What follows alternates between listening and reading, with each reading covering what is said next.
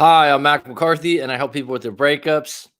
And today we want to talk about stop complaining about your ex and what they're doing and what they did to you and where they're going with their life and who they're dating. You get me? So if you like this video, throw me a like. If you don't like it, don't like it. It's better to have an opinion. Put in the comments down below if you are complaining about your ex and how it's helping you, how it's hurting you. What's your biggest complaint about your breakup? Put that in the comments below, because I know people are like, yeah, I understand where you're coming from, but actually I have a big complaint here. And there's complaining, there's blaming, there's pity seeking. It all kind of coincides together, and it doesn't do anything for you moving forward. So I'm going to talk about today how you can identify and stop yourself from complaining and neutralize the situation a bit. If you want to do a live coaching session where we fully unpack your breakup in a 1 hour or 2 hour Skype session or FaceTime session, that's also available at writemac.com, WRITEMAC.com. The link is down below in the show notes. Let's get into it. So first of all, if you've ever been in a breakup, you're in a breakup right now, or you've been in a breakup for a long time. Sometimes people come to me and they go, yeah, it's been 1 year, it's been 6 months, and I still can't get over it. That's a time to actually do a live coaching, because there's something you're holding on to. There's some kind of reasoning that you're not identifying as a problem, and you're holding on to it, and somehow you feel like it's serving you. And so what happens is the complaining thing, you're kind of looking for credit on why you got screwed over or you got done wrong. And so you tell your friends and family, colleagues about, I can't believe he or she did X, Y, Z. He stole money from me. He cheated on me. She left me for my best friend. The list goes on and on. And that shit sucks. It's one of those things. You have a right to be upset. You have a right to complain. You have a right to unpack it. You have a right to talk to a therapist, a coach like myself. But you want to get to a point where you're like, all right, when's it end? Right? And the other part of it is when it becomes continuous. And what you want to identify is you really need to identify this. Okay. Fuck, I'm complaining a lot. Where's my power in this situation? And the idea is we're done. We're in a breakup. So what they do on their own time, this is a big one. Someone starts taking notes on what the other person's doing, who they're with, through Facebook, through social media, and they bitch and complain about it. Can you believe that he or she is now with a new person? It's a rebound. It's a monkey branch. At the end of the day, it doesn't matter. You guys are broken up, and that's what you got to get real about. Does it hurt? Hell yeah, it hurts. Journal it out. Talk to a coach. Do some different things. But the idea of going around to your friends, family, and colleagues and complaining, no bueno. Because you just keep getting power to the fact that you're still entangled in that person's web of life, and you don't really have any control over that. And so it's kind of one of those things. It's like, I'll give you an example. I've been a teacher for years, over 10 years. And I've noticed something about students that do really well in class. And this is one of those things, everyone can, there's people that, here's a really interesting thing about being a teacher. And I've taught at various different levels. And most recently, the last 6 years at the university level, is people that don't like school or don't get good grades. They always find a reason to say that school's bad, education, especially higher education, is quote unquote stupid or useless, or you don't need it. But you know what? You don't need education. You can educate yourself. I'm fine with that. The idea that it's useless or not good for someone else is actually stupid in itself, because every individual learns differently and appreciates different ways of learning. And so no one's wrong, no one's right. But the people that don't do well in school somehow want everyone else to feel what they feel, and somehow legitimize the fact that they didn't go to college or university. And if you didn't go to college or university, I'm fine with it. There's a ton of successful people in the world that didn't go to college. The idea that you somehow believe that people wasted their time in college or university because you didn't go and you didn't pay the money is ridiculous. It's self-serving, and it makes you somehow feel better about the idea that you didn't go. So getting back to the fact that I've been in a classroom for years, and I've noticed some things about top students and the students that get A's, students that, that excel in the classroom. A couple random things. They usually, if they have a choice, always sit in the front. And if they don't sit in the front row, they sit in the second row in the center. Always. Always, always, always. You never get students that do really well that sit in the back. Think about that for a moment. When you do well at something, when you do really well at something, it's the little things that add up. Another thing about the students, they generally come on time and they don't miss a lot of class. Here's the other thing. They don't fucking complain.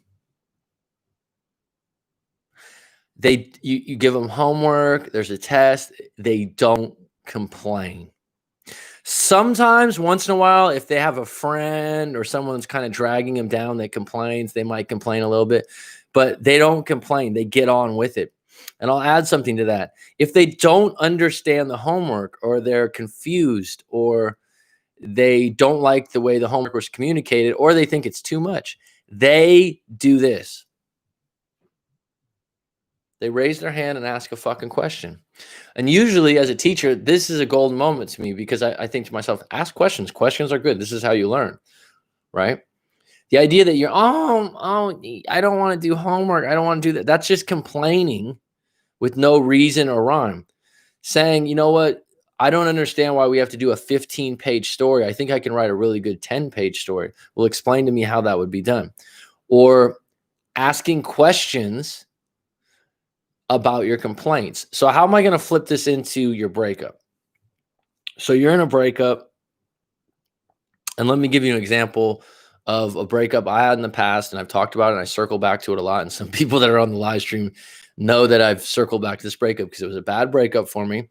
And I just remember being so down. It's one of the contributing reasons why I do breakup coaching.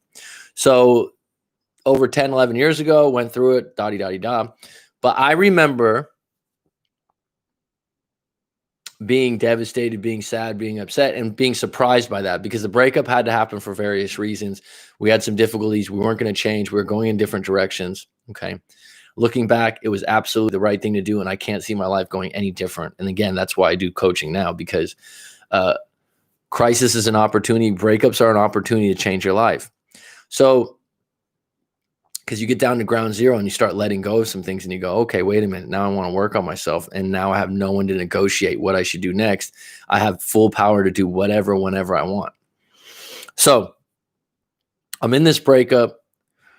I'm complaining about some things. I remember I'm going, and the reason I really like going on a walk or a jog or something where you're solitary is you're inside your head, and if you're doing it right with that mouse wheel of problems and worries, you start to reason with things. You start to neutralize them instead of just going, oh, I'm an idiot. Oh, I'm ugly.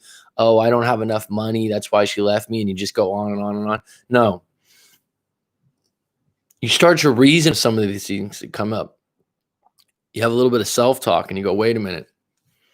Is what she said, or is her problems with me true? Do I agree with them to a certain extent? If I do, can I change them, or do I want to change them? So I remember complaining to myself and to some friends, and this was a general complaint I had. I wasn't really happy with some things in my life at the time. Okay. What's up, Rob? What's up, May? I wasn't really happy with some things in my life, and these things were personal things. They were, I didn't like my job. I had a close knit family that had moved about an hour and a half, 2 hour drive away. And that was a void. And so I'd been a little bit sad about that. And I didn't know that was bothering me as much. And, I was fighting off growing as an individual. I was being lazy in a lot of ways. in my professional career. I wanted to teach. I wanted to maybe travel. And I kind of got in this comfort zone. I did get in this comfort zone. And I was bitter about it. And I didn't realize it till later on. Now, that being said, I looked at it like prior to the breakup, I was down because of my ex's change and who she was, but I was also down because my family moved away. I was also down because I was probably smoking a little bit too much herb at the time. And I just wasn't pushing myself in the direction that I wanted to go. And that was to be a teacher and live somewhere near a beach and do some things that were really interesting to me. And I kind of just fell into this mediocrity, and I could feel this underlying unhappiness. And I thought when I was having relationship issues with the breakup that it was all my ex's fault, that this was all happening because of the change in her and who she was. The reality was, and then when I broke up, this was my complaint. Oh, this is when women leave you, when you're at your worst, when you're at your down moment. Because I was down before she left. And like I said, a lot of it contributed to the fact that I was very close to my niece and nephew and my sister and my mother at the time, and they all moved away about an hour and a half, 2 hours away. Now, some people go, that's not that far, but it was from going from a point where you're extremely close, it was a huge void. Now, and so losing that family element, I probably clung to my ex a little bit more, if that makes sense. I didn't even realize it. And I've never been a controlling or needy individual in a relationship, and still aren't. So that was my complaint. I remember thinking to myself, oh, this is when women leave you, when you're at your worst, when you're at your down, when your job's low for you, and this and that. And it was a pity party in my head. And it was pathetic when I look back at it, because I had a lot going for me. On the surface, I had a pretty good job that allowed me a lot of free time, and I was making money.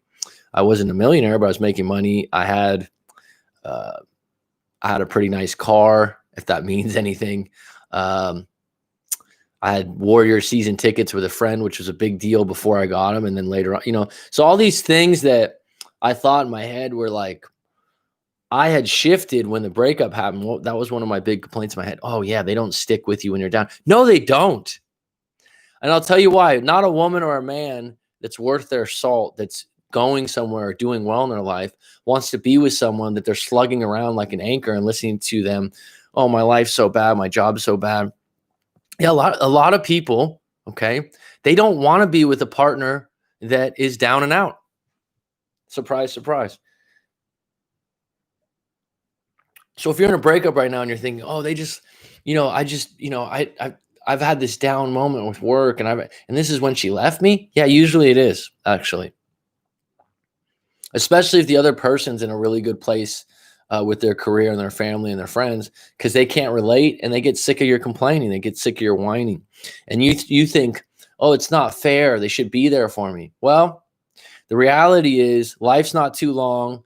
It's not too short, but it gets to a point where, like, have you ever been around a friend that complains a lot? I mean, have you ever had a friend hangover, where you basically hang out with a friend or family member, and just the next day you're just like, God damn, I feel negative right now. Like, that wasn't even fun to hang out and bullshit with them, because I had a relative that he was always a bit negative, and I'd hang out like during holidays and different things once a year. And just the last couple of years, I was just like, damn, he's gotten dark. I mean, everything's negative, everything's complaining, everything's a bitch and moan fest. And afterwards, I would just feel like I was, like you'd bring up something positive, you'd turn it into a negative. And it was just on, and it'll exhaust you. And we throw out this word narcissist all the time. And I think it's overused. And I think people like to use it because it kind of makes them feel like, they've done some psychology research and came across it. And at the end of the day, a narcissist is a highly selfish person. But that's one of those things that you'll find with a real narcissist, is when you hang out with them, somehow everything's about them, but it's manipulative, and like they're either a hero or they're a martyr or a victim. And so you go from 0 to 100, 0 to 100, but it always comes back to them. And so because this is one thing that people complain about a lot. Oh, my ex was a narcissist, or they had narcissistic tendencies. Okay. So you're going around. This is what gets me. You have a right when you first break up to do some complaining and this and that. But at what point do you have to let go and go, you know what? We're broken up, but I'm better off for it. You know what? I didn't realize how exhausting this individual was until I stopped hanging out with him. Right. I didn't realize how, and at that point, you have to let go of the fact of what you're complaining about. So let me circle back to this idea that when I broke up, my complaint was, that women, and I generalized in my head, right? Women always leave you when you're at your worst, which is absolutely ridiculous, because why wouldn't someone? Now, if you have a medical condition, or you're dealing with some kind of death in your family, then I think your partner should step up and be there for you and give you the benefit of the doubt. And if they don't, they're just going to tell you who they are. And that's actually clarity. And that's actually a good thing, because moving forward, you're like, wow, this person's extremely selfish. But if you're at a point where you don't like your job and your finances aren't good, you're being lazy, you're complaining about petty things, and you're like, oh my God, I can't believe he or she left me when I'm at my worst. Well, then you need to have some time alone. You need to look at yourself in the mirror and ask yourself, where's my fucking power in this situation? And start getting to work. And that was a turning point in my own life where I said, you know what? I've always wanted to be a teacher. I've always wanted to live. Like, I started to sort those things out, and it took time. It doesn't just, like, you don't just go in a fucking phone booth like Superman and suddenly you're magically on deck and you feel so great about yourself. No. It takes a little bit of time, but I think the shift is when you get away from complaining. Okay. There's this huge movement of complaining and victimhood. And what I'm saying is, why not look at where's your solutions? Like, what would be a solution?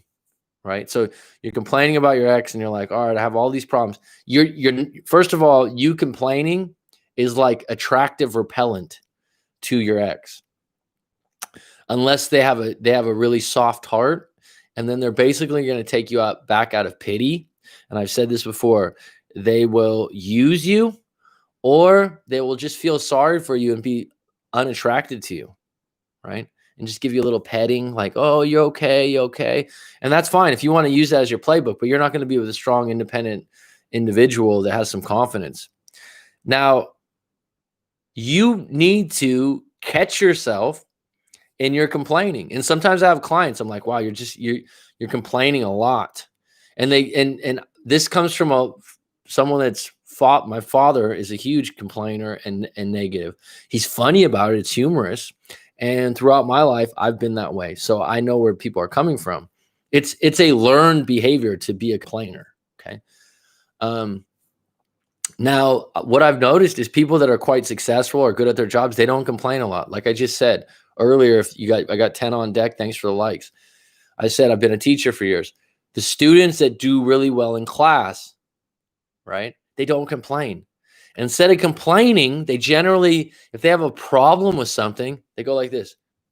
Hey, I got a question. Why are we doing this assignment? And why is it due in 2 weeks? Instead of complaining about it, they ask questions. They don't gossip. And I've told students this before. I say, hey, look, if you have a problem, right, rather than tell your friend, oh yeah, the teacher did this, and gossip, come up to you. Hey, can I talk to you after class? I want to ask you some questions about the assignment, or I want to ask you a question about something that you talked about in class. If you're embarrassed to raise your hand, that's how you get to the bottom of shit. Now, when you're in a breakup and you're complaining a lot, and your friend goes, damn, you're fucking complaining a lot, dude. You got to let that go. You got to take that comment, and it might hurt you and you might be embarrassed. You got to think about it for a minute. What am I complaining about? Write it out. Write out your top 10 complaints. How am I going to deal with this? And I've done this with other aspects of my life, and I'll tell you what, it works.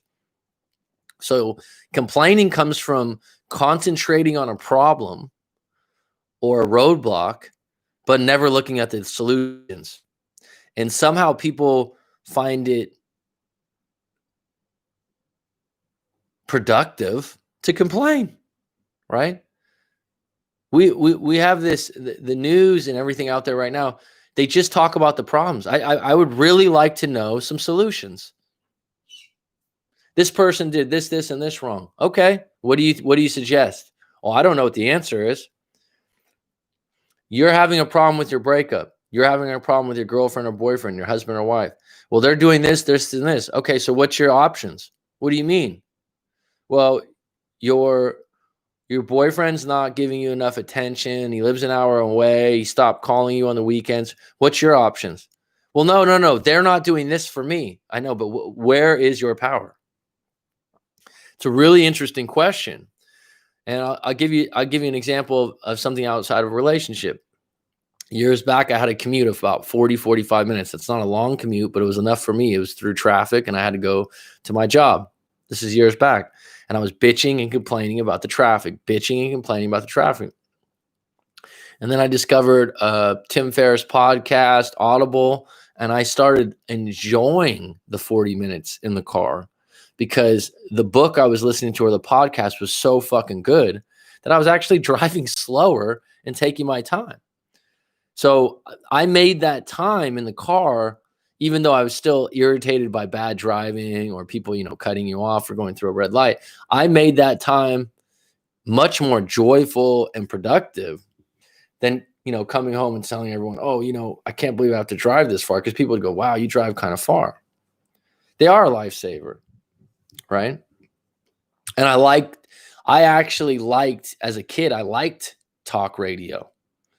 I liked sports talk radio, and I like music, but to listen to something long form, I like it. And look what I'm doing now, right? All right, let me get into the comments and let me know if there's something. We got 9 on deck. If you guys are watching this after the fact, let me know if there's something about your ex or your breakup that you're complaining about profusely, and let's unpack it a little bit. And if there's not something you're complaining about your ex, what about your own life? Like, what do you have? What's your number one complaint right now? Or your top 3, and let's unpack them really quick. I got an hour left. I got a live coaching in an hour, but let's get into it. It's not that a woman leave you when you are at your worst. It's that narrative, we are fed up. It's okay if anyone leaves, provided we are not sold on expectations.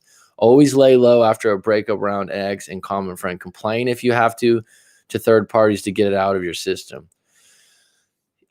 Complaining in the beginning to get it out of your system, but at a certain point, if you're complaining about the same things, you got to take some inventory. Also, complaining is giving power away instead of taking responsibility for what happened. She did this. Absolutely. Self-improvement 101 at the core, take responsibility for your life. Say, well, I gave her too much value. I chose to date her. Now I chose to cut her. It's true. When I was in college, I learned to ask lots of interesting questions, and at work, I don't complain about problems. I expect things to come up, and I have an easier time than the complainers. Well, that's really interesting, T, because the amount of people that tell me, oh, college doesn't count or university, I'm like, you know what? Like I said before, you don't need it. I'm definitely proud that I finished school because I went to junior college for 3 or 4 years while I was working. So it was actually probably 6 or 7 years of college classes off and on, but I was damn happy to get done and get my bachelor's in history, which isn't a special degree or anything like that. But if someone said, well, what did you learn? And I've had random people ask me fucking history trivia, as if getting a history degree makes you a fucking history aficionado and expert. And I'd be like, no, what I learned from college is to think more critically and ask better questions. And I mean, honestly, that's what I would say. I check sources, and I don't just assume what's fed to me is true, which is a huge problem these days, I think, for a lot of people. Oh, a friend of mine was just telling me some point of view on some topic, and they kept going, well, they. I go, who's they? Well, but who's they? As in what? You're talking about an individual story, and you keep referencing they. These are things that I learned from college, from doing papers and stuff. Like, you don't just reference they blindly. It's like, get specific. Who you talking about? So give it to me, Silly Cliff, Rob, Azam. Do you guys have any complaints right now? Do you have any complaints with your past exes that we can unpack here on this live stream? I know that like I said, one of my big complaints, I don't like traffic. And I've looked back at my own life, and in areas that I lived where I didn't have to drive as much or be in traffic, it was a much happier time. I also have lots of years of JC. The problem with JC is that you can get stuck and have a hard time transferring. That happened to me. I went to, this is gonna be surprising. I went to 4 different JCs actually. JC's a junior college. I'm assuming you're from Cali, T. I might have forgot. I enjoyed it because it was extremely cheap. You got your general education out of it. General education credits out of it. I took extra classes if I wanted to, and I didn't have to pay a premium, and I didn't have any trouble transferring. But that was shit. This sounds crazy. 16 years ago. It doesn't even feel like that long ago. So I'm sure it's much more impacted, especially in California. I mean, transferring to San Francisco State was a breeze.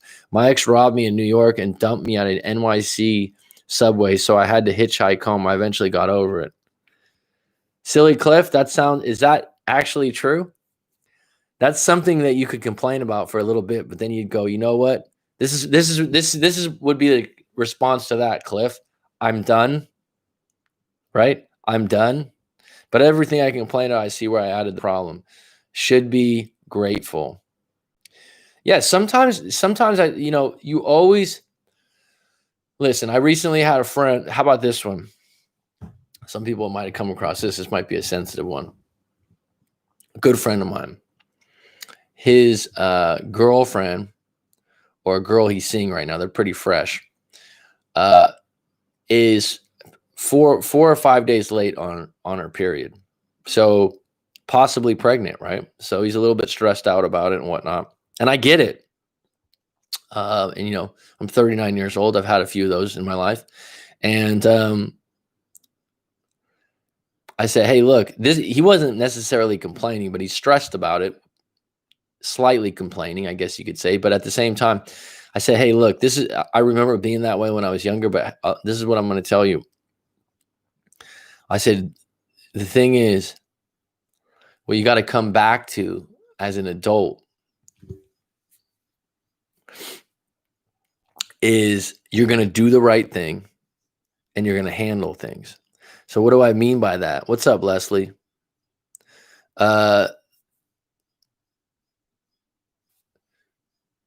If your girlfriend was to get pregnant and it wasn't planned or whatnot, I said, you're going to handle it, meaning that you're going to be a father and you're going to deal with it as the time comes because you're a responsible individual and you do the right thing. And he was like, yeah, that's true. And looking back, I had 2 really good friends. Well, not had, but they're still really good friends. I just don't live anywhere close to them, so we don't communicate as often. But anyhow, both of them were good with women. Good looking guys, had no trouble there. ...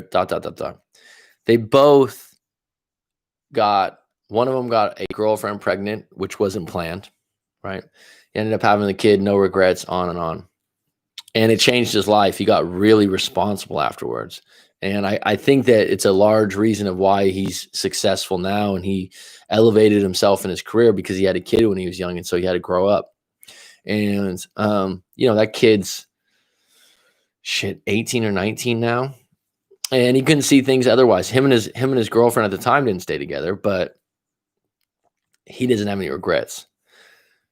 Another friend of mine that was very good with women, a bit of a PUA, I guess, in some ways, but very good with women. And I think it was like a one-night stand kind of a thing. He met someone and he got her pregnant. And she got pregnant and she was she's going through with it and whatnot. He didn't believe it was maybe his. He didn't know the woman. The baby comes out, it looks just like him, right? Takes responsibility, steps up, being 15 years later or 10 years later, whatever it is, he's now got 3 kids with her and they're married. And so sometimes crisis is an opportunity. And what I was saying to my friend, I said, hey, look, whatever happens, dude, whatever happens, you're going to deal with it. You're going to handle it. And that's when you get to a certain place in your life and you look at it that way, instead of trying to get out in front of everything and put out fires before they start, you look at it and you're like, you know what? I'm going to be okay. I'm going to handle this. I'm going to lead with good intentions. I'm going to do the best I can. And if that happens, I'm going to take responsibility. So let me get back to this. T says, yeah, I'm from Cali. I went mainly to 2 JCs and also took some classes at a 3rd. Yeah, I went to 2 Bay Area JCs and I went to a big JC in San Diego. So I don't know if you've been to those places, T, just curious. Shortly after our breakup, same work, social circle, my ex flew the rebound to Paris and brought her around our work circle, same colleagues, for dinner. I found out through our mutual friend, it's severely lacking couth. Rita Rose Hubblesworth. Is that your real name? Rita Rose. I like it. Shortly after our breakup, same work. So, Rita, how long were you together? This is the problem that's really tough, is when you work together, shit like this happens, right? What does it mean to lack couth? I remember someone using that word with me before. I'm just curious. That city is tiny, and so is our work circle. I was so off put that I curse them out via text. Never have I ever done this with anyone. Blocked and never spoke since.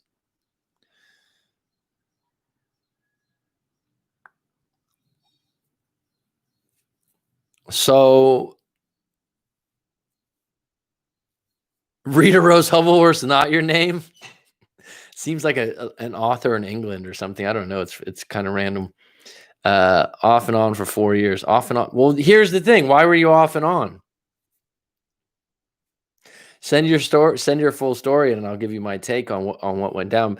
But here's what I've noticed. I remember I was one of my first ones that we actually worked together in the same company or place, and not the same department. But anyways, when we broke up, we kind of stayed off and on together, like that gray area after you break up where you still hook up and hang out, but you're not official. And I remember that she told me, like, after 2 or 3 weeks, she goes, look, like, you can't have your cake and eat it too for too long. In other words, I know you're single right now. We're still seeing each other. We're still hooking up. And I remember thinking, yeah, whatever. And at the time, I was talking to another woman at the time. But we broke up for solid reasons. Like, I was going to stick to the breakup. That being said, I remember it only took her about 3 weeks or a month. Like I said, we were interacting. We weren't on bitter terms. Where she started seeing someone else and she went public with it. Like, she went to lunch with some guy, made sure I saw it. And I was upset. It hurt me. I was like 19 or 20. And I remember thinking, like, can't believe she did this and that. Looking back, I was a fucking idiot. We were broken up. She told me, look, you can't continue to do this and have your cake and eat it too. She was mature about it. And the guy she hung out with, she had every right to do that in my face. Every right. And she knows what she's doing. So what? She's broken up with you and she's with someone new. So she's got to dance around work and see someone else and that wasn't the kind of person she was. She wasn't shy. It was always official when we lived together. So how is it off and on? I don't get it. It is confusing area to be in, not healthy. That's the thing. So if you break up, right, Azam, and I've been there, and you're in a gray area where you're like, let's keep seeing each other, let's keep hooking up, someone's going to get hurt. And someone's more happy with it than the other person, and someone wants more than the other person. It's never usually just, let's just keep doing this. Because the reality is, you might be thinking, oh, I can have my cake and eat it too, and this is working really well. But at the same time, you are still free agents. And so if there's an opportunity out there, if you go to a cafe or you go somewhere, I don't know, and you go to a friend's dinner party or something, and you meet someone else where before you'd go, wow, that person's really cute or attractive or handsome or hot or sexy or beautiful. I want to see where this goes. You'd go, no, I'm with someone. Now you can go, you know what? I'm in that gray area with Susie. Fuck it. Here's my number. The JCs I went to, they were all in the Bay Area. One was in at Los Altos, and the sister school was in Cupertino. Okay, I went to Kenyatta, and I went to CSM briefly. I'm from San Mateo. The more invested person will get hurt. The funny thing about Kenyatta is all the professors were that was a beautiful school, by the way. Los Altos is gorgeous. Damn, man. That's a nice area. Jeez. Los Altos Hills. The more invested. My aunt lived in, what's that area called? What's outside of Los Altos? Can't think of it. The more invested person will get hurt. One of you will be the backup. No gray. When we broke up, it was over. Naturally, if there's a breakup, yes, single is single. Disregard the name Susie. First of all, I'm just using a random female name. I'm saying that if you break up and you're in a gray area, to me, a gray area would be like we still see each other, we still have feelings, but we're not officially boyfriend and girlfriend. So we hook up, maybe we go do dinner. We still do boyfriend girlfriend things, but not. It's almost like you're taking 10 steps backwards, where you're dating again. But a lot of times, whoever broke up with who or wanted it more, it's one of those things like Azam said. It's a backup. It's a holding pattern, and each person has to be aware that if someone meets someone while you're in the gray area, someone gets left holding the bag. In other words, number one, you broke up with that. You broke up. You're broken up. It is too confusing for me. What I'm talking about, or the gray area, stringing along. It's a choice, right? So that was one of those ones when it happened to me. I thought I was 19, 20, and I thought to myself, "Oh, this is great. I could date another woman, and me and her can still see each other." And she was receptive to it. And then it was like, bam, it was like she just snapped and was like, she'd openly tell me, "Oh, I've been seeing this other guy." Da, da, da. And you'd look at it, if I was a complainer or a whiner, like, can't believe she did that. She's monkey branches. She's rebound. No, she's moving on. She's like, look, I could, we're broken up. We've hung out for 2-3 weeks. You don't want to get back together?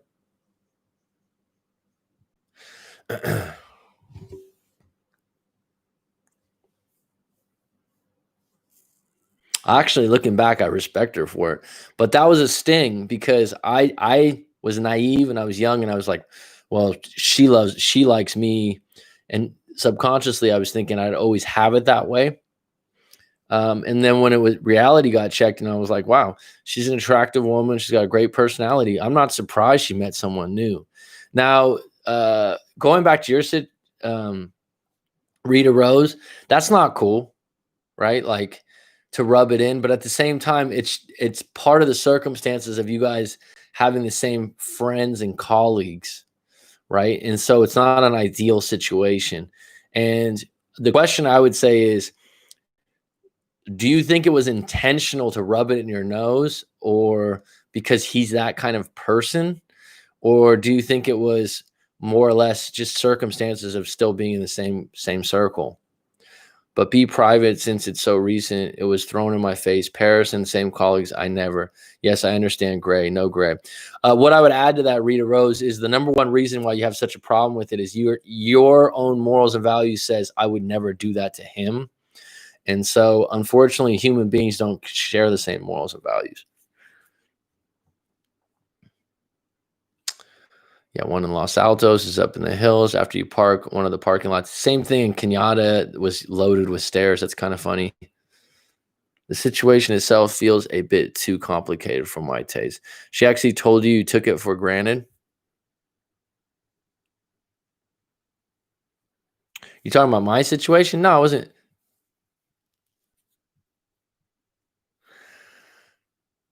talking about my situation as or are you talking about Rita Rose? In other words, although broken, I never brought the new dude I'm dating into a social circle job out of respect. And that's your morals and values, right? So, uh, we both live in NYC, so yes, I believe it was quite deliberate.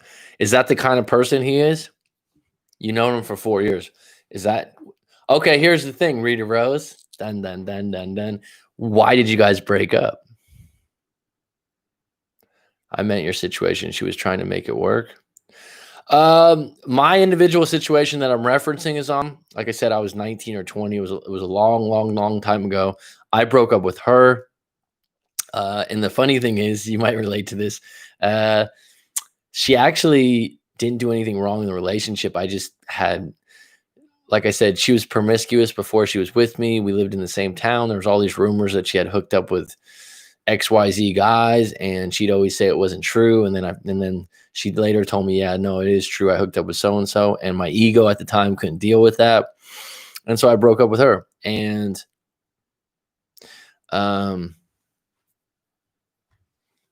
what do you mean news to me? Never see it. Yeah, at the time I didn't feel secure. Like I said, it was ego based. I broke up. As far as I know, it wasn't like she was cheating. It was just we lived in the same hometown, and so everyone's got background on everyone, and they're like, oh, she hooked up with so and so, and she'd be like, I never hooked up with that guy. And then later on, I'd be like, did you hook up with someone else? Told me that too. And then she broke down crying, and she was like, yeah, I did hook up with so and so, and I did hook up with so and so. And I was like, what? So you lied to me? And then I broke up. Looking back, like I said, she was a cool girlfriend and all that, and that was before me, but I was just insecure about the situation. So then when we did break up, we were still close. We were still sweet on each other. We still hung out. And like I said, she told me, I think 2 or 3 weeks in, like, she was like, look, you can't keep doing this, And then when she started seeing someone else, publicly, I was like, oh shit, I didn't see that coming. I was like, looking back, yeah, fuck yeah, had every right. Just ran its course. It ran its course, but it was one of those things. Like I said, I think I come across this with a lot of guys in their 20s that they call it the body count. Who have you been with before? How many people have you been with before? It's like this big fucking deal. Yeah. Well, looking back, I never saw myself with her long term. It was my first kind of serious girlfriend, but we had a lot of fun. It was a really good connection, and perhaps I was subconsciously looking for a way out. Yeah. Well, it's different is if there's, I don't even like this term body count, but I don't know why. It reminds me of saying body bag, but the worst part is if it's in an area where some of the other guys. That's the part where it irritates you as a man. He broke up with me because he felt that it was difficult to communicate, and although he was in love with me, he didn't think it was a healthy connection, even though the good outweighed the bad. Yeah, okay, you got me, Azam. And I'm a different person from 20 years ago, and I wish her all the best. She was a great person.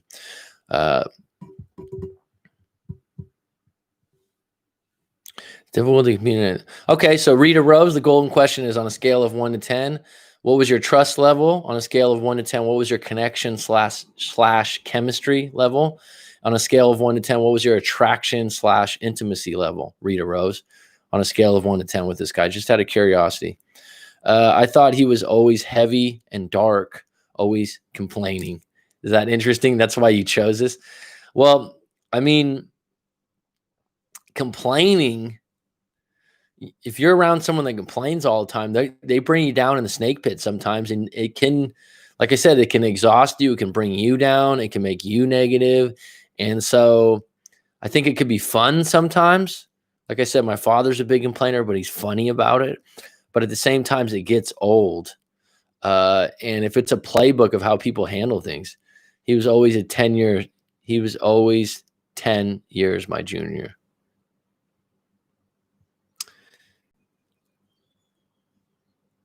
He's 10 years younger than you? So what was the age gap, if I may ask, just out of curiosity? Reminds me of the Ice-T rock band named Body Count.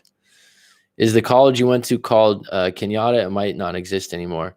It was spelled with a C. It was spelled like Canada. It was in Redwood City. Attraction is 6, intimacy of 5. Well, that's a problem, isn't it? What was trust? If you're together 4 years, trust on a 1 to 10, chemistry connection on a 1 to 10. Intimacy is a 5. Isn't that an issue?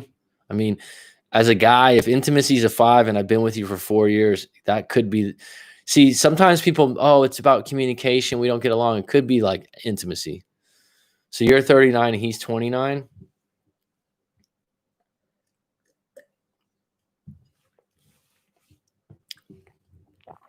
I'm 39. Did you think the age gap was a problem? Not saying it was or it wasn't, just curious. Trust was a 9. That's huge. And connection, just conversation, similar interests, similar morals and values. Yeah, see, that's not a very good relationship if it's been 4 years, hon. Don't you agree? Don't you think your chemistry and your attraction should be higher? I mean, regardless of where you're at now with it or what he did as it, flying someone in or whatever, sounds like you're better off. But I will say this, trust does carry relationships sometimes. There's no Kenyatta College in Redwood City, but that's the name of it. Yeah. You just spelled it wrong. That's the one that I went to. CAN. It's spelled like Canada, but with a thing. That's the one I went to. What do you call it? It's Kenyatta. That's the way we pronounced it when we went there. I think Kat had childhood issues. Connection was a 10. So you think chemistry and connection are two different things. Okay. What would you say to help a friend who is always being clingy with their partner and they can't understand why their partners always break up with them? How do you maintain the friendship and help? You know what? I've gone through this before.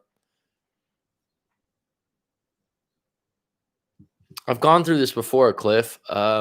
And unless someone wants help, this is what's great about what I do with YouTube and my own job is it's really refreshing when someone comes to me and pays $125 to talk for an hour. They're all in. And so it helps me out a lot as a coach to help you when you're receptive and you're like, look, I got this problem and I want help with it.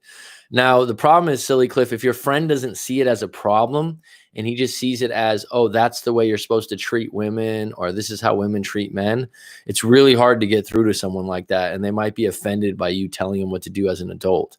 So first and foremost, he has to think that he's having a problem. I would say a passive way to do it would be maybe to recommend The Rational Male, and probably No More Mr. Nice Guy by Robert Glover would be a fitting book if he's being extremely needy. But he has to think it's a problem. There's a lot of guys out there that have that problem and then they attack you for being a jerk or, well, I would never treat my girlfriend or wife the way you treat yours. And you're like, okay, dude, I wish I could videotape how pathetic you are. But, the individual has to believe there's a problem that they want to fix first. Does that make sense, Silly Cliff? So if you just go and give advice to another guy that's an adult, he can get offended by it and kill the messenger. On the flip side, if they see it as a problem, I have a couple friends that are like this, and they just look at like marriage or long-term relationships. That's just how they are. Well, I'm married, so that's the way it is. But they don't really see their role as being extremely needy or weak. I mean, there's an individual I know now that has created a spoiled brat monster because he just never says no financially to anything. And then he looks at it like, well, that's happy wife, happy life. And it's kind of like, yeah, dude, you're creating a monster. But that individual has it dug in that that's how things are. And it's funny because I've just watched a couple movies from Netflix that weren't very good. And I watched the series White Lines, which was kind of it's not a great series, but it's an interesting series. But just the way they portray men and men being needy or pitiful and it working, that's the thing that gets me. Is in movies and stuff, like a guy will play the pity card and the vulnerable, weak. Like, all I want to do is to tell you how much I love you and that, life's been so hard for me. And the woman like sleeps with him right after.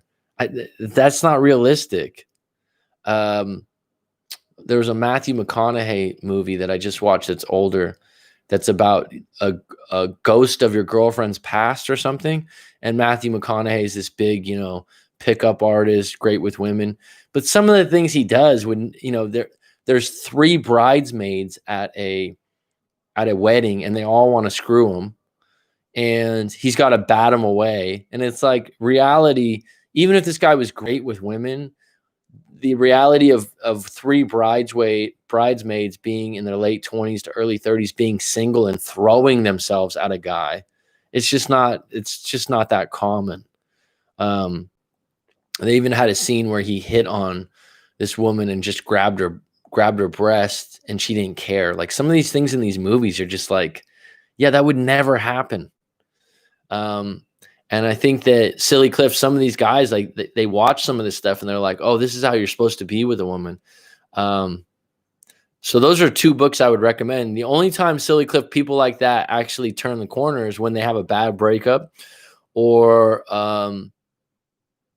usually it's like, oh, I've been so nice, I've been so this and that. It's like, yeah, that's the problem. But a lot of these guys identify with being quote unquote the nice guy. There's some guy I've done multiple coaching with, and anytime you bring up anything, he's like, well, I don't want to be that kind of guy or that kind of person. It's like, well, how's it working out for you right now, being pathetic, weak, and pitiful? I try to do the opposite of go for the heart. What does that mean? Go to the opposite of go for the heart. I don't know what you mean by that, hon. Usually I date model athletic types. So what kind of type is this guy? I think the cat had childhood issues. You mean the guy? Thanks, Leslie. There's a lot of movies that have men playing the beta role, yet getting typical things an alpha would get. Yeah. I mean, I don't really watch Friends, but yeah, this, like, even white lines in this movie I just watched, and I mean, I have trouble watching because I'm like, that would never happen. Or a guy that's a quote unquote loser, like in White Lines. This guy he's not the greatest looking guy. He lost his house. He has no money. He's smoking hash the whole time. He's a DJ in flip flops, right? He's just getting by. And this rich Spanish woman that's from a rich family falls for him. It's just like, no. Just from him being, and he's like cleaning the pool and he's all grimy. And it's like she would fall in love with him. No. And his ex-wife, who's left him for a far more successful man with more money, finds it endearing that he's pathetic. No. What's up, masculine energy? How you doing, bud? I was just talking about these Hollywood movies that paint this role of being pathetic, weak, and needy as being actually attractive. And I was just saying about White Lines, that series. His type was super nerd, brilliant musician, very kind, family-oriented, quiet. Well, that's an interesting type. Super nerd, brilliant musician, very kind, family-oriented, quiet. Well, that sounds like a winner. Actually, you know what? If someone's a genuine nerd, I think there's a lot of women that are attracted to that, because that conveys that they're smart in some ways and that they're comfortable with who they are. A person that's kind of nerdy but comfortable with it, I think people find attractive. If there's a woman that's a little bit nerdy, meaning that she's smart, glasses, things like that, and she's kind of quirky about things, but she's comfortable being a nerd, that can be attractive. Masculine energy, what's new, bud? How you doing with the your channel and your coaching? You know what? I don't know if it's you got a Hollywood, 90% of those things are written by guys that have no idea of attraction. I don't know if it's just that or the fact that they're just trying to be really politically correct. Because it's pretty bad. It's pretty bad.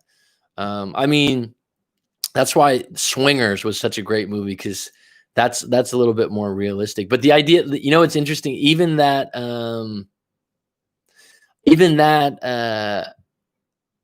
How should I say this? The way guys just get girls in those movies, that even the guys that are, quote unquote pickup artists are really good with women. That's just not realistic. That someone just rolls up and they meet. Like, this is the other thing that they do in movies a lot. Someone breaks up and they end up with like a great catch right after, like Forgetting Sarah Marshall. It's like, it doesn't work that way. It doesn't. People don't pivot out of relationships and just improve right away, even though they were pathetic in their last relationship. You know what I mean? It's like, and then someone watches that and they're like, why can't that happen to me? It's not realistic, dude. It's fucking the equivalent of like Disney movie. You know what I mean? It just doesn't work that way. And, all these people that are, the thing is now is just the amount of dating apps, which I don't have a problem with. I think it's just part of the reality of especially people in their 20s that have been on internet since they were a little kid, on the computer and their phone. But the reality is you're meeting people. So the topic today is stop complaining. So stop complaining about dating apps and realize the game that's being played. Dating apps, for the most part, right? Someone can lie on there, first of all. And they can lie in multiple ways. They can lie about how is that kind of movie not realistic? Well, be more specific, Rita Rose, about a guy pivoting out, I'm talking specifically about that movie, the series White Lines. So if you want to depend on that. And Forgetting Sarah Marshall, like, that guy is not going to go to Hawaii and the secretary or the receptionist, and he's brokenhearted, weak, and pathetic, and she's going to find that endearing and attractive. No. So I'm talking specifically about those two. Either that, or perhaps the men I know are an anomaly. Can you elaborate on your point? I'm not getting it. Give me an example of something. See how I'm giving you an example of the movie I'm talking about, or the series I'm talking about?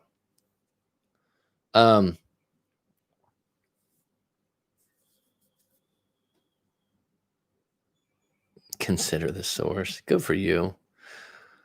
Holly rarely depicts these types of things realistically. I see it more realistically depicted in Korean dramas. Okay. Or like the guy in the movie that always is the friend, perpetually in the friend zone, actually ends up getting the girl in the end. Yeah, this is exactly what I'm talking about. I think Izam's right. It's a feminine imperative on society. That's what I think it is. Anime is even worse. I don't really watch a lot of anime, so I wouldn't know that. Oh, specifically. Okay. So I was responding to the Matt M movie. I don't know what the Matt M movie is. Okay. So you were saying specifically. Okay. Thanks for specifying exactly what you're talking about. You'll have to see the show, the series, to realize what I'm talking about. So, and then you can give me your opinion on that, Rita Rose. But thanks for specifying exactly what you're talking about. Because I think what you would find, Rita Rose, is that the rich Latina woman was highly attractive, and the guy was like probably not very attractive. So that's where that would come in. Because a pool guy DJ type that's highly attractive looking could probably get away with it.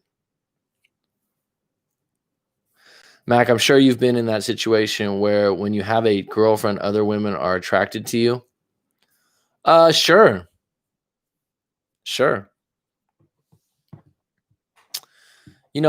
When you're in a situation where it's I guess it's like social proofing, right?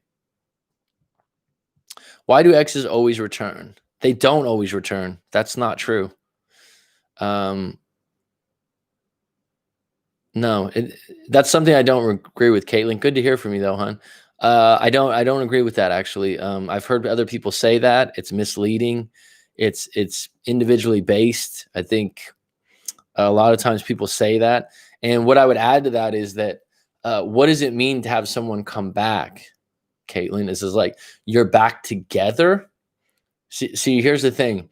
Someone might pop their head in the door and do a temperature check, like, "Hey, I think I think that I left my shoes at your house," or "Hey, how have you been?" And they're like, "Oh yeah, my ex came back." No, they didn't. No, they didn't. They're checking in, and they could honestly just be checking up on you, like COVID or Christmas. You know, hey, how have you been? They can be an honest check-in, or it could be a curiosity thing. But they definitely do not all come back. And for some reason, because of movies or this idea that if you do no contact, they'll come back. No. Do they come back? Yeah, but at what level? Right? To me, the ultimate comeback would be like someone comes to your door, they're all in, they're crying, they want to be back together. That's like fully coming back. Uh, well, Caitlin, again, hon, it's individually based. I guess to build their ego if their current person isn't working out. That's one possibility. That's not always true. Maybe an ego boost, depending on the individual. Yeah. Well, you got to come back to, Caitlin. I've been doing this for a few years. Masculine Energy does breakup coaching. I don't know if you identify with just breakups, though, right, Kyle? I'm not sure, but you deal with a lot of people in breakups. But you have to realize there's not a general rule to all this shit. Like, oh, all exes come back. Oh, if I do no contact, then they'll come back. No, it's like one of the worst things I read or come across because I have a lot of videos about no contact. Oh, does no contact work? It fucking grinds my gears when I hear someone um go, oh yeah, does it work? What does it mean that no contact work? The best. Yeah, coming to the door. Yeah, like I'll give you an example. I had a close family friend, and I remember when I first went through a bad breakup years back. He was in a relationship where they had a daughter together. They were together. They were high school sweethearts, and around their early 20s, 22, 23, they broke up, which is very common because the woman or the man wants to sow oats. And they're curious and they want to know what it's like to be single. And this is what really people have a lot of trouble. Oh, they were my first. Well, newsflash, most people in the 21st century don't make their first their last. Okay, that's just how it is. Oh well, why do you think that? Why do you think that? Why do you think that? And I was like, no, it's not that I think that. It's just a fucking reality, right? Grandma and grandpa and my great grandma and grandpa, okay, they met each other in small towns. There's no internet. And it's like you meet someone from high school. It's like I look at my parents and their parents, my grandparents. Both of them met uh, their partners in high school sweethearts. Then they got married. This is just how it used to be. Now that happens now, usually around like 23, 24, 25, 26. Someone goes, oh my God, I've only been with one person or two people, three people. They watch some really cool movie. Their friends are single. They see some hot chicks. They see some hot chicks on TV and they start getting curious, men and women. I'd say women do it more though, actually. Very common that, oh, we were in college and she got new roommates that are single and they brainwashed her. No, they didn't brainwash her. She thought it was really interesting that her roommates were hooking up with random dudes because she's never done that before. And so curiosity chimes in. It's like, wow, that would be really interesting. Movies and different things like that. And the whole societal thing of upgrading and doing better and making more is no longer what our grandparents clung to, a religion and having good values and staying with the same person and having kids when you're in your early 20s. All that shit changed for a lot of people. And so now you have a situation where everyone's like looking at the movies and looking at grandma and grandpa and like, oh, that's the way it's supposed to be. No, it's not. The society's changed. That's why we have 12 different iPhones that do the same thing pretty much. It's like, oh, I got the iPhone fucking 18 X5Z. It's like, yeah, what makes it better than the 17 or the 16 or the 15? And someone will be like, the camera. Anything else? Not really. It's just people want an upgrade. They want an upgrade. And, oh, can you relate that? Can you relate that to relationships. Yeah, that's how society is. Western culture, I believe, it's just how it is right now. Like, I talked about this before. Grandma and grandpa, if you guys have a grandma and grandpa out there, you go in their house, they have the same carpet, they have the same 25-inch TV, something like that. It's like now anyone, like, you go into a studio apartment, right? I've been in studio apartments and someone's got a 50-inch TV on the wall, and I'm like, wow, that came with the apartment. They're like, no, I got it from my apartment. It's like, it's just different now. And so you really have to realize that you're going to deal with probably more breakups in the future and more people, quote unquote, upgrading or looking for the grass to be greener. And don't fight it. Don't fight it, because society, the world has changed. There's more information out there, and there's a higher ability to meet more people. I think it can be overload, and the idea that if someone meets someone else out of a breakup and you're like, oh my God, they're just monkey branching or they're just rebounding, maybe that's on them, right? But going back to that story, let me rewind back. This family friend of mine, he's about 10 years older than me, 5-6 years older than me, so mid 40s by now. But anyways, they had a kid together. They were high school sweethearts. She broke up with him because he was getting in a lot of trouble. He was getting in like legal trouble and stuff like that. And she was just saying he was too much of a thug, this, that, and the other. So he's like, he told me about it when I was in my breakup. He went back to her, like flowers, said sorry. She said no. And then he went, I'm done. Fuck it. Like, he instantly found value in the idea, like, I'm not going to sit around and be pathetic and weak, because he wasn't that kind of guy anyways. So he goes all in on no contact. He even had his mother be the middle for his ex seeing the kids. So he's like, I didn't even want to see her. I would drop off my daughter to my mom because I wouldn't want that interaction. But it wasn't that he was withholding a kid. He didn't want to have, he had no contact. He said he hit the gym hard. He said he was upset and pissed, but he was done. Like, he was done. He did this for like 6 weeks, 2 months, 3 months. I forgot the exact time period. He said she showed up on his door crying with about 10 pounds lost in weight, saying, why aren't you talking to me? I miss you so much and I love you. He said he sat down at the coffee table. He goes, let's sit down and talk about this, because I don't know if I want you back, because you questioned our relationship and you gave up on us quick. That bus already left. I remember the words he used. And I was like, damn, that's heavy. That's someone coming back. That's someone coming back all in. The idea that someone calls you up and goes, oh yeah, I left some old socks over there. That's not coming back.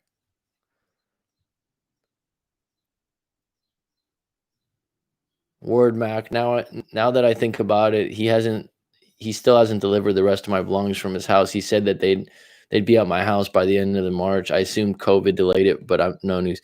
Yeah, this is a big thing that people get hung up on about their stuff. And then when I talk to him, I'm like, well, here's your options. You can get it mailed to you. You can leave it on the doorstep and you could pick it up, or they can send. There's all kinds of options, but somehow people get caught up in the idea of like game playing. And my thing is, if you're done, then you should just ship it through the mail and not have an awkward altercation. Checking on you is an attempt to see how you are handling the breakup. It is for selfish reasons. I think I'll have a friend hit him up to remind him. What do you suggest? Rita Rose, that'd be fine with me. If you don't want to have any contact with him and he pissed you off and you don't want to get gaslit with the idea, like you say you felt like he disrespected you with this woman from Paris.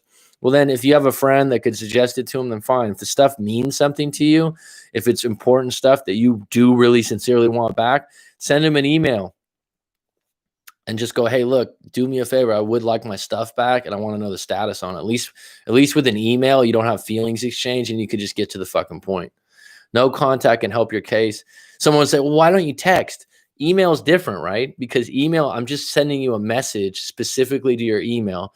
So then let me break this shit down for you, Rita Rose. When you send a text and you don't get a response right away, then it becomes like, oh, they're playing games with me. Did they check their text? Oh, this and that. You send an email, it's like they'll get back to you when they can. You send a text, all these other fucking things go into people's minds because, oh, they didn't respond to me for 3 hours. Oh, they read it and left me on red. So don't put yourself in that situation. Send an email. No contact can help your case doesn't always work.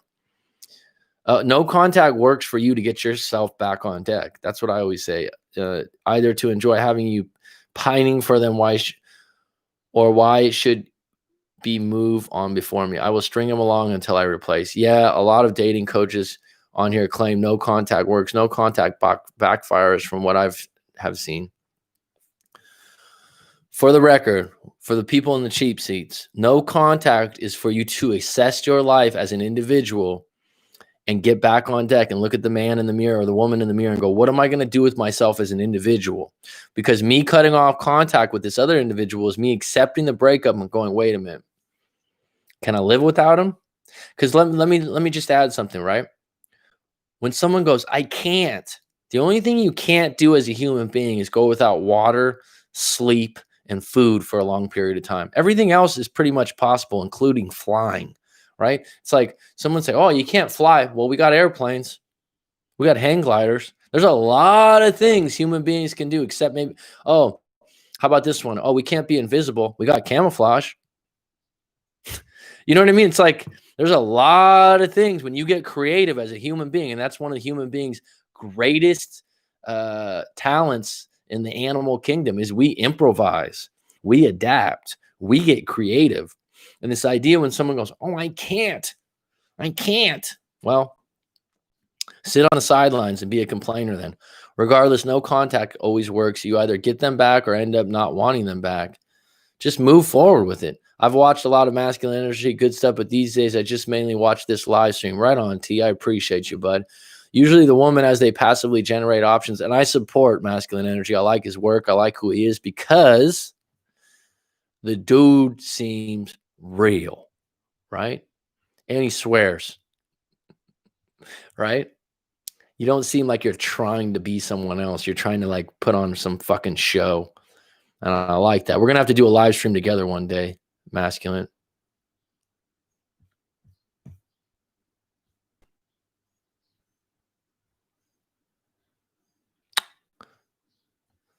To get your videos discovered on YouTube, you have to do little things, say things to get people to click. The nature of YouTube, unfortunately, it's all good. Brother Mac knows his shit. Right on, dude.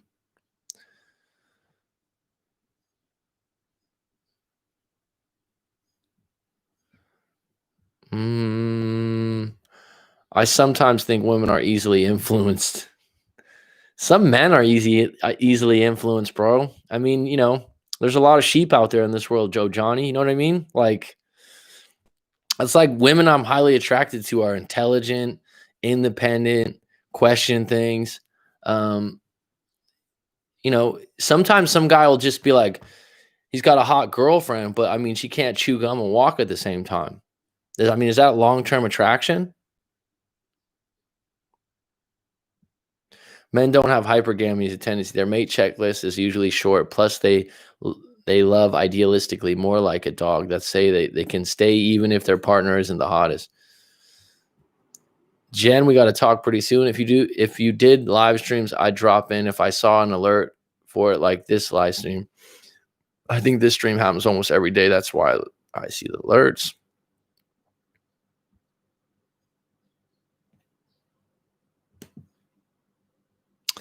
Women love opportunistically. That's to say that won't allow themselves to fall in love unless the guy is better than her market value and make her girlfriends jealous. Her friend should want to bang you. I don't do live streams much anymore, bro. You because you're pretty busy, man. You get way more views than I do. Masculine energy. You're doing. We still need to talk through email and FaceTime, right? We got to get a chat in, bro, for sure. I remember this story. Hey, Mary, email is professional.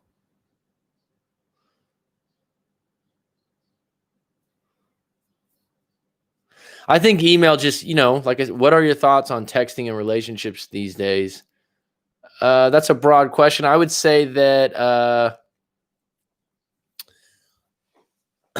first of all, you know, the people that go, oh, they broke up with me in text. I'm like, is that how you communicate 90% of the time anyways?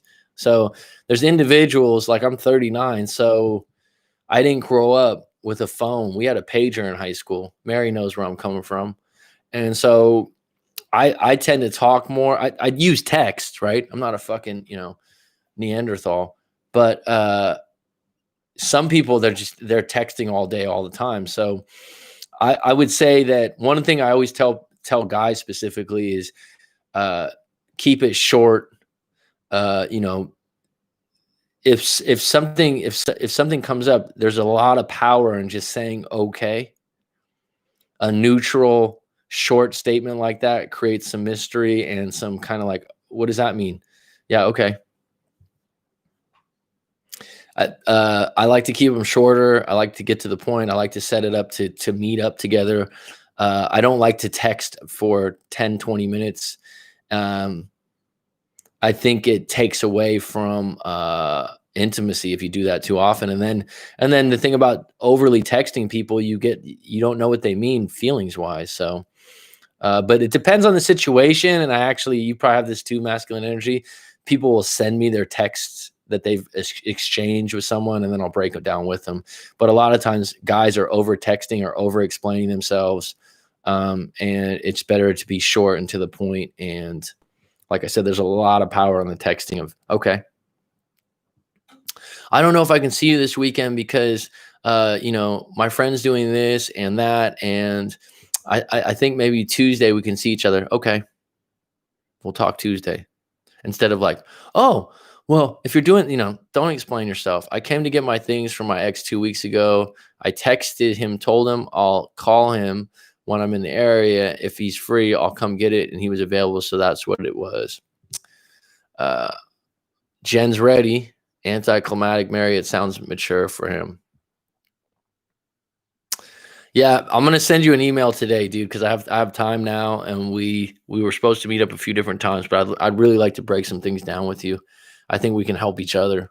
That's the only way to do it, right? I can't, and you got to get yourself out. Well, when this COVID, it's interesting, masculine energy. You're probably dealing with this too. Whenever you're helping people, right, especially with coaching and stuff like that. And I'm not saying I'm like this ultra positive, like woo person, but we are coming back to the positive of things or moving forward, right? Would you agree, masculine energy? You're trying to get someone on deck to move forward. It's a positive thing.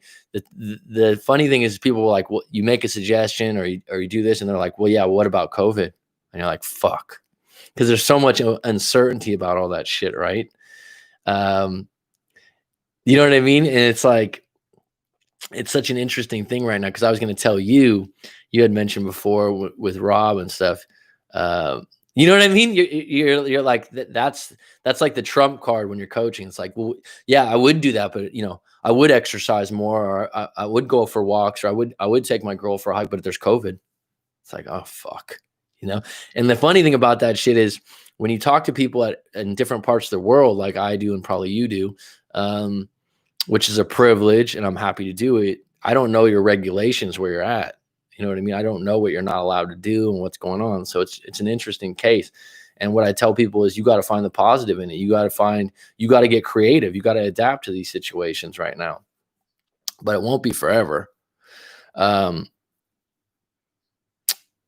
anytime, dude, I like the live stream because they're interactive but low pressure. Right on, T. I do my best. I missed your past 2 live streams, waking up in the morning like, damn, Mac Daddy was live and direct, but I missed it. It's all good in the hood, blood.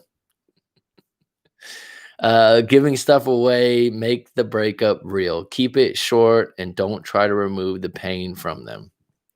You are the source. Respect them by being direct. Yeah, I think that being direct wins the day.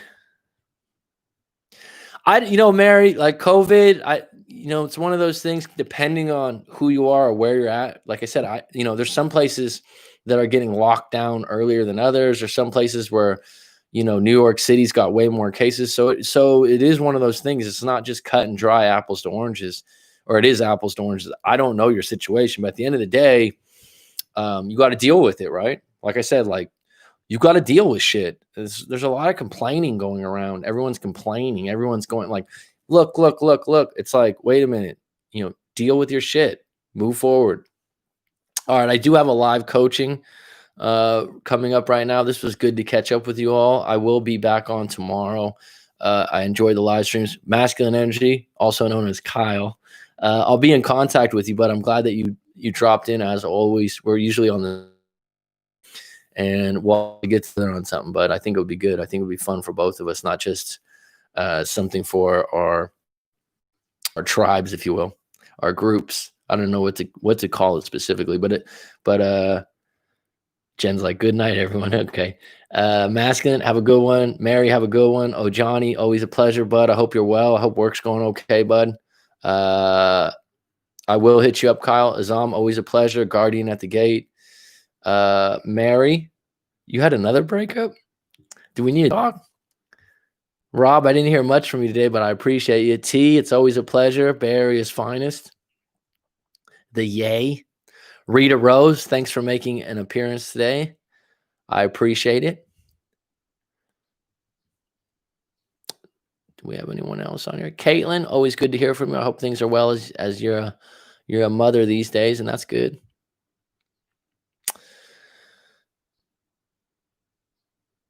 Right on, oh Johnny. Well, enjoy your vacation, bud. Enjoy your vacation. Have a good time. Okay, gotta run. Curtains.